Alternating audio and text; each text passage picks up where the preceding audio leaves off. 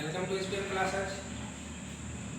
आज की वीडियो में आपको मूल राशियां, मूल मात्रक, व्युत्पन्न राशियां, व्युत्पन्न मात्रक और मात्रकों की प्रणाली के बारे में बताया जाएगा। इसके पहले के वीडियो में हमने आपको भौतिक राशियां क्या है ये बताया था। जाहिर है आप लोगों ने उसे पढ़ा होगा।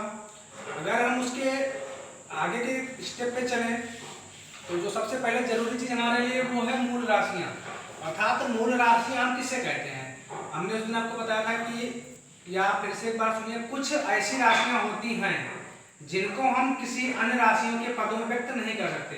जैसे आप एग्जांपल दे सकते हैं, मान लीजिए हमने ले लिया बल, तो बल बराबर द्रव्यमान गुणे त्वरण। यह आपने कक्षा 9 में पढ़ा होगा। बल बराबर द्रव्यमान गुणे त्वरण होता है, न्यूटन के गति का द्वितीय नियम है।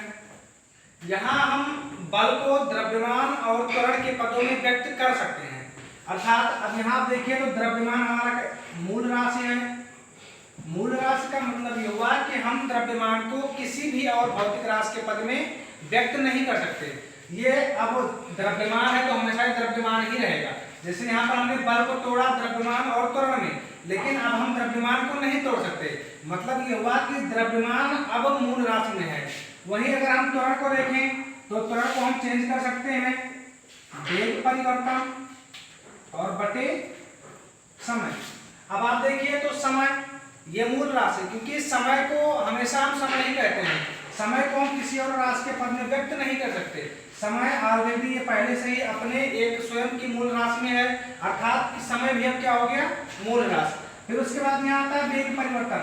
अभी अगर हम चाहें तो वेग परिवर्तन को भी किसी दूसरी राशि के पद में व्यक्त कर सकते हैं। आपने नाम में पढ़ा होगा वेग या चाल बराबर विस्थापन बटे समय। अब आप देखिए वेग किसमें आया, विस्थापन और समय के पद में। विस्थापन अर्थात ये हो गया दूरी, और समय ऑलरेडी ये मूल राशि पहले से है। समय को हम किसी और राशि के पद में व्यक्त नहीं कर सकते, और यहाँ पर अब हम दूरी को भी किसी और राशि के पद में व्यक्त नहीं कर सकते। अर्थात इस पूरे उदाहरण से हमें यह पता चला कि कुछ राशियों को तो हम दूसरी अन्य भौतिक राशियों के रूप में व्यक्त कर सकते हैं, लेकिन कुछ राशियां ऐसी होती हैं जिन्हें हम किसी और भौतिक राशि के पद में व्यक्त नहीं कर सकते। तो जिन राशियों को हम किसी और भौतिक राशि के पद में व्यक्त कर सकते हैं वे राशियां व्युत्पन्न राशियां कहलाती हैं, और जिन राशियों को हम किन्हीं और भौतिक राशि के पद में व्यक्त नहीं कर सकते वे राशियां हमारी मूल राशियां कहलाती हैं। आप यहाँ देख सकते हैं मूल राशियां ऐसी राशियां जिन्हें हम किसी अन्य भौतिक राशि के पदों में व्यक्त नहीं कर सकते। अर्थात जैसे दूरी है, समय है, द्रव्यमान है, इन सब राशियों को हम किसी भी और राशि के पद में व्यक्त नहीं कर सकते, इसीलिए किसमें है कि मूल राशि में। उसके बाद हमारा फिर है मूल मात्रक। तो हमने आपको बताया था जैसे हम द्रव्यमान को नापने के लिए किलोग्राम का प्रयोग करते हैं, समय को मापने के लिए घंटे का या मिनट का या सेकंड का प्रयोग करते हैं। अर्थात अगर हमें किसी वस्तु का द्रव्यमान मापना होगा तो हमें इस किलोग्राम पैमाने की सहायता चाहिए। अब चाहे वो किलोग्राम हो या ग्राम हो, लेकिन हमें इस किलोग्राम को नापने के लिए एक पैमाना चाहिए।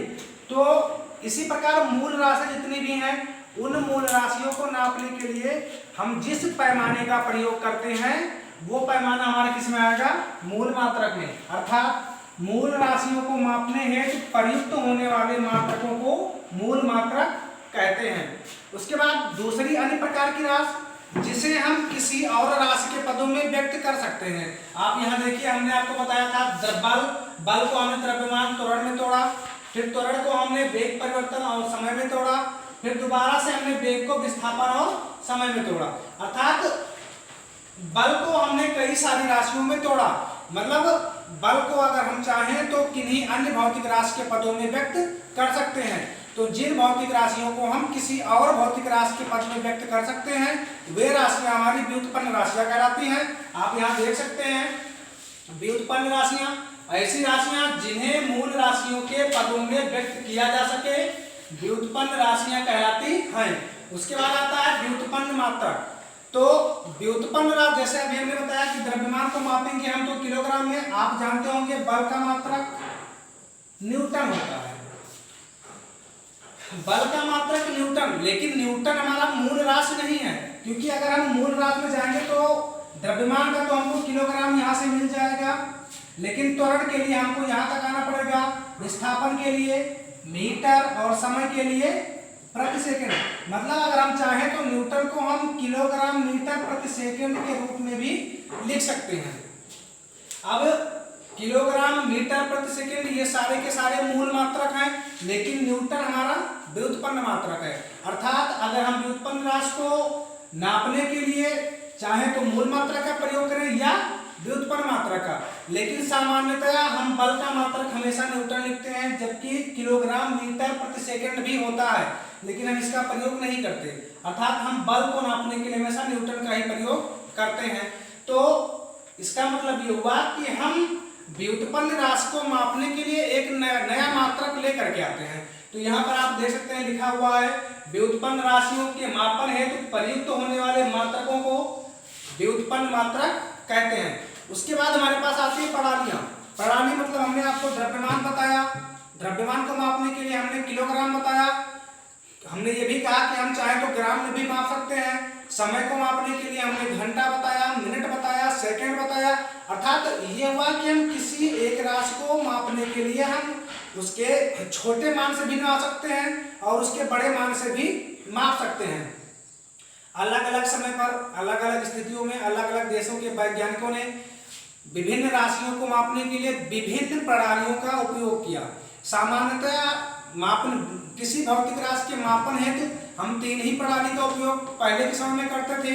पहला हमारा था यमकेएस पद्धति, दूसरा हमारा था सीजीएस पद्धति और तीसरा हमारा था एफपीएस पद्धति। यमकेएस पद्धति में हम हमेशा बल को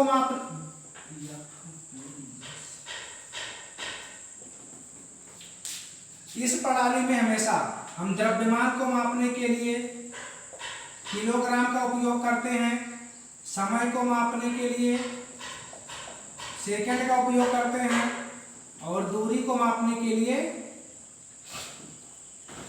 मीटर का उपयोग करते हैं। सीजीएस पद्धति में हम समय को मापने के लिए सेकंड का ही उपयोग करते हैं, लेकिन किसी वस्तु के द्रव्यमान को मापने के लिए हम ग्राम का उपयोग करते हैं और किसी दी हुई दूरी को मापने के लिए हम सेंटीमीटर का उपयोग करते हैं। और एफपीएस प्रणाली में हम समय को मापने के लिए सेकंड का ही उपयोग करते हैं। किसी वस्तु के भार को अर्थात द्रव्यमान को नापने के लिए हम पाउंड का प्रयोग करते हैं और किसी वस्तु की लंबाई को नापने के लिए हम फुट का प्रयोग करते हैं। अर्थात ये हुआ कि मात्रकों की पद्धति के लिए मुख्यतः हमारे पास तीन प्रणालियां हैं, यमकेएस पद्धति, सीजीएस पद्धति और एफपीएस पद्धति। यमकेएस पद्धति में द्रव्यमान का मात्रक किलोग्राम, समय का मात्रक सेकंड और दूरी का मात्रक मीटर होता है। सीजीएस पद्धति में समय का मात्रक सेकंड, द्रव्यमान का मात्रक ग्राम और दूरी का मात्रक सेंटीमीटर होता है। एफपीएस पद्धति में द्रव्यमान को मापने के लिए हम पाउंड का प्रयोग करते हैं, दूरी को मापने के लिए हम फुट का प्रयोग करते हैं और समय को मापने के लिए हम सेकंड का प्रयोग करते हैं। लेकिन आजकल हम इन तीनों प्रणालियों का बहुत ही कम उपयोग करते हैं, बल्कि इन तीनों की जगह पर हमारे पास एक नई प्रणाली है जिसे हम एसआई पद्धति या एसआई प्रणाली कहते हैं। इस प्रणाली का पूरा नाम है सिस्टम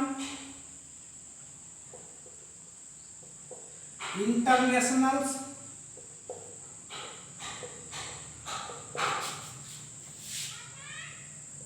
डी यूनिट्स। सामान्यतः आज के समय में मापन हेतु हम हमेशा एसआई प्रणाली का ही उपयोग करते हैं। इस प्रणाली का पूरा नाम सिस्टम इंटरनेशनल डी यूनिट्स है। इस पद्धति में लंबाई के लिए हम मीटर का उपयोग करते हैं और समय के लिए हम सेकंड का उपयोग करते हैं। उसके बाद द्रव्यमान के लिए हम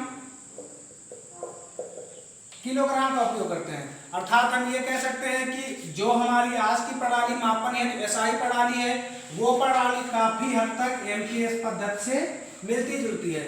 अगर इस पूरे वीडियो में आपको किसी भी जगह अगर कोई भी दिक्कत है तो आप कमेंट बॉक्स में डाल सकते हैं। बाकी इसके आगे का वीडियो आपको इसके आगे का जो भी कुछ है वो आपको अगले वीडियो में बताया जाएगा।